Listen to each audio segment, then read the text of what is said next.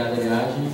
A gente vai, acho que fez sentido o movimento da mesa. A gente vai receber agora Rafael Luiz, que é mestrando do programa, é do Laboratório Urbano, e ele vai apresentar o desdobramento do trabalho final de graduação dele.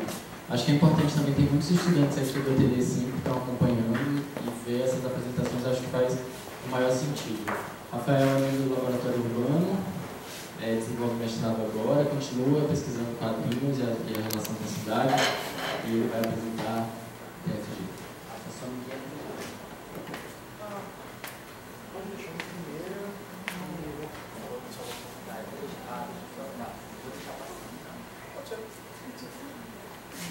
Boa tarde.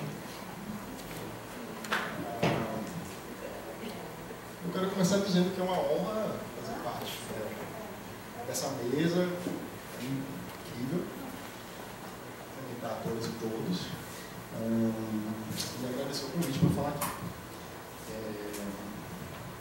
A minha fala aqui hoje ela parte de um choque de tempos, de uma triangulação entre diferentes anos para poder falar das utopias. O ano de 2010, o ano de 2022 e o ano de 2061. Mas deixa eu explicar. No ano de 2010, eu defendi aqui nessa faculdade de arquitetura meu trabalho final de graduação, intitulado 2061, Cenários Utópicos para a Avenida Paralela. E essa fala aqui busca um pouco esse estranhamento, essa diferença, que é olhar para esse exercício imaginativo feito em 2010, agora, em 2022, e fazer assim algumas reflexões sobre as utopias aqui com vocês. Em 2010, a partir daquela Salvador que existia naquele momento, que eu via, que eu vivia, que eu estudava, eu lancei um olhar para diversos futuros que ali se descortinavam, para 50 anos adiante, fazendo uso da imaginação e das utopias. Mas por que as utopias? As utopias provocam um desvio diante da cidade real. Elas projetam um outro da cidade, com uma postura, por vezes, reativa, crítica, lançando uma visão que não necessariamente projeta um futuro, algo que está à frente. Pode ser uma visão lateral e que vem de um desconforto, de uma crise, de um desejo. E na ocasião da minha graduação, eu achei de suma importância para a minha formação me aprofundar nessas investigações, qual cidade que se quer, qual cidade que disputamos. E, enfim, nesse sentido, as utopias se tornaram parte importante de minha formação. Eu vou falar rapidamente sobre essa narrativa criada em 2010. Ela foi feita inteiramente em quadrinhos, utilizando a linguagem dos quadrinhos, e pega emprestado dois personagens do livro As Cidades Invisíveis, do Ítalo Calvino. Marco Polo, que no livro viajava pelo vasto império do imperador mongol, Kublai Khan, fazendo relatos das cidades que visitava, é enviado numa expedição a mando do imperador para um território distante, muito para além do próprio tempo, com o objetivo de aprender com o destino de diferentes cidades. E assim, Marco Polo, encarnado por mim, desembarca na Salvador de 2010. Uma observação divertida é que ele desembarca no MAN, onde estava prevista a ocorrência dessa mesa hoje, e eu estava achando assim maravilhoso. Era como se eu estivesse desembarcando novamente para outras investigações já em 2022. Mas enfim, aqui também segue. Não é a mesma coisa, mas segue. Mas teria sido muito mais legal. O Marco Polo então chega no MAN e sai e deriva para o Salvador, buscando um tipo de apreensão e entender como que aquelas pessoas vivem e sonham com a cidade. Logo ele chega na Avenida Paralela, tida como vetor de crescimento e foco das expectativas da população, quando questionada sobre o futuro, um local para se concentrar e se aventurar pelas possibilidades através da visita a cenários utópicos. E aí começa a jornada de Marco Polo pelos futuros possíveis da Avenida Paralela em Salvador. Ao todo são abordados 10 cenários, todos ambientados no ano de 2061, e são os seguintes, assim, escrevendo rapidamente. A paralela medieval, o primeiro de todos os cenários visitados, muito marcado pelo medo do outro e pela aversão à rua, coisas que eram observadas na cidade naquela ocasião. Prédios fortificados, vigilância exacerbada, enfim, uma distopia. Depois tem a paralela preterida, que é uma paralela que deixa de ser priorizada, deixa de receber atenção e investimento e passa a ser abandonada e ocupada informalmente. Tem a paralela Parque, estou falando rapidinho, gente, em que toda a avenida é privatizada e se torna um grande condomínio fechado.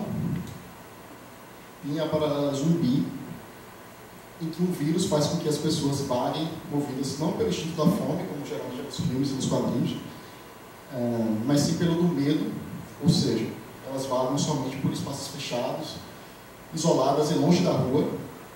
E aqui eu faço um parêntese, que eu nunca pensei que justo nesse cenário poderia um dia soar tão próximo, essa coisa do vírus que se alastra e faz com que a gente se isole. Mas seguindo, tem a paralela Virgem, que o Marco Polo chega achando que vai se deparar com o canteiro central da paralela, mas ele dá de cara com a mata fechada. Tem a paralela Rural, que inverte um pouco essa lógica do vetor de crescimento, do desenvolvimento. E a cidade, ao invés de crescer, ela reduz de tamanho e passa a ter atividade rural na paralela. Tem a paralela Inundada, que chama a atenção para a irreversibilidade de algumas escolhas e posturas perante a vida das cidades. A paralela Clichê, que foi feita a partir de um questionário que eu fiz com diversas pessoas na época, reunindo vários relatos do que elas imaginavam do futuro, e acabou aparecendo muita coisa emprestada dos filmes, dos desenhos, como Jetsons. Ou seja, a paralela com carros voadores, com calçadas com esteiras rolantes. A paralela Fixa, onde nada mudou em 50 anos. E, por fim, a paralela Mutante, que é o oposto da Fixa, em que tudo mudava o tempo inteiro, a cidade se materializava e desmaterializava muito amparada pelos adventos tecnológicos. Muita coisa. Mas foram esses cenários, e reencontrar esse Salvador de 2010, através das utopias após 12 anos, produz esses estranhamentos, né? A cidade que aparece ali naquela narrativa, por mais que mire no ano de 2061, ela fala muito sobre 2010. É uma cidade que, de certo modo, já não existe. Claro que muito sobrevive, muito se repete, mas se repete diferente. E o mundo mudou muito. Pensar que em 2010 era o último ano do segundo mandato do presidente Lula. E olhar para frente naquele tempo tinha uma outra dimensão. Foi tudo antes da jornada de junho de 2013, antes mesmo até do metrô chegar na Avenida Paralela, que chega depois de 2014. Foi antes do golpe parlamentar de 2016, da aventura com contornos fascistas que se deu após as eleições de 2018, antes da pandemia do coronavírus. Ou seja, o nosso olhar hoje, ele já olha diferente para as questões relativas à cidade e muito afetado pelo que foi vivido. Por isso o estranhamento nesse encontro. E a cidade foi se metamorfoseando ao longo dos anos e ainda está. E eu acredito que as utopias também. Eu estou certo que as novas utopias que poderiam ser imaginadas hoje para o ano de 2061 seriam diferentes das de antes. Assim como o contato com essas utopias que eu apresentei hoje fazem emergir tantas outras diferenças, percepções, questionamentos para a cidade que não eram possíveis em 2010. Nesse sentido, para frequentar um pouco isso que eu chamei agora há pouco de utopias e metamorfose, eu queria comentar sobre o efeito que dois dos cenários utópicos narrados aqui me causaram quando olhados hoje, para fazer a gente pensar essa mesa. E aí eu acho que eu já fecho minha fala. Ontem, eu estava lendo o texto que a professora Paola Jacques fez para o número novo, o número 16 da revista Redobra, que acabou de sair, que está disponível para download já. O texto se chama Breve Relato Pandêmico, e nele Paola relata uma ida dela ao campus da UFBA durante o isolamento pandêmico em maio de 2021, se não me engano.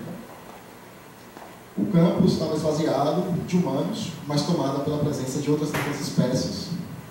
Os prédios em construção já eram ruínas, com a vegetação tomando conta. Ela chamou de espaço de selvagem. E lendo isso, eu relacionei na hora com a paralela virgem que eu imaginei lá em 2010. Naquele momento, a própria Paola se transformou no Marco Polo, se deparando com a mata selvagem, onde deveria haver, entre aspas, a civilização. Nesse cenário tópico, que é que eu estou me referindo, Marcos se depara com as ruínas também da paralela. Ele vê tombada no chão e coberta de plantas a estátua de Luiz Eduardo Magalhães, que estava na paralela em 2010, mas saiu de lá depois por conta do metrô. Acho que está na Avenida Luiz Eduardo Magalhães agora. No carro?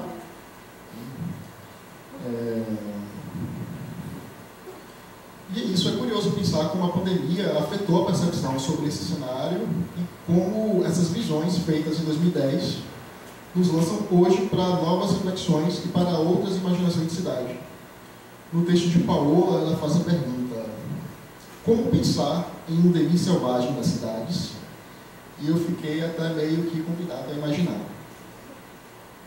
Eu acredito que se faz ainda mais necessário imaginar outros mundos nesse momento, ainda mais após esses eventos todos, sobretudo os mais recentes, o que está sendo vivido agora. Eu acho que a imaginação, as utopias e também o sonhar muito nos ajudam a refletir sobre as cidades e a enxergar para além daquilo que está muito diante de nós, a ponto da gente não ver. Eu tenho me aproximado da ideia de sonho na feitura de minha dissertação de mestrado, e foi inevitável aproximar sonho das utopias aqui. Ambas tomam dos desejos e dos medos sua forma. E eu queria terminar minha fala dizendo que é importante sonhar com a cidade, que sonhos constroem cidade. E fecho citando duas falas do professor Pasqualini, que é professor emérito da UFBA e também membro do Laboratório Urbano. A primeira foi dita em entrevista feita pela pesquisa Arquivo Laboratório Urbano, que é uma pesquisa do laboratório que eu faço parte, e que foi exibida parcialmente no mês passado nas Jornadas Experimentais 1, aqui na escola. E ele diz: a utopia é necessária, ela que anima você a viver. E a segunda fala, ele diz sempre: é preciso resistir criando. Obrigado.